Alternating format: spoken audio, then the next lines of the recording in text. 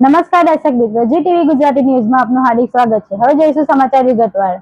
સુરતના કાપોદ્રા વિસ્તારમાં બેરોજગારી અને લાંબી બીમારીથી કંટાળી ગયેલા રત્નકલાકાર ઘનશ્યામભાઈએ આજે વહેલી સવારે પોતાના એપાર્ટમેન્ટના ચોથા માળના ટેરેસ પરથી પડતું મૂકી જીવન ટૂંકાવ્યું। મોતની છલાંગ લગાવતા પહેલા ઘનશ્યામભાઈએ ચપ્પુથી પોતાનું ગળું કાપવાનો પ્રયાસ કર્યો, જેમાં પત્નીની નજર પડી ગઈ હતી। ચપ્પુ ઝૂંટાવા જતાં તેમના હાથમાં ઈજા પણ પહોંચી અને બાદમાં તેઓ દોડી ટેરેસ પર પહોંચી ગયા અને ત્યાંથી કૂદી જઈ મોતને વહાલું કર્યું છે।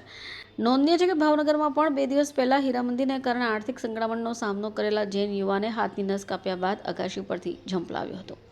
ઘનશ્યામભાઈ વર્ષોથી રત્નકલાકાર તરીકે કામ કરતા મૂળ જામનગર અને સુરતના કાપોદ્રા વિસ્તારમાં હીરાબાગ નજીક આવેલા કૃષ્ણકુંજ એપાર્ટમેન્ટના 3જા માળ ઉપર 58 વર્ષીય ઘનશ્યામભાઈ રામોલિયા પરિવાર સાથે રહેતા હતા। પત્ની, એક દીકરો અને એક દીકરી છે અને તેઓ પરિવારનું ગુજરાન ચલાવતા હતા। 20 વર્ષે તેમને આંતરડાની બીમારી હોય, જોકે 3 મહિનાથી આ બીમારીમાં વધારો થવા પામ્યો હતો। પાચન પણ નહોતું થતું। બીમારીથી તેઓ કંટાળી જઈ આખરે 3 મહિનાથી પથારીવેશ થઈ ગયા હતા અને માનસિક તણાવમાં આવ્યા હતા।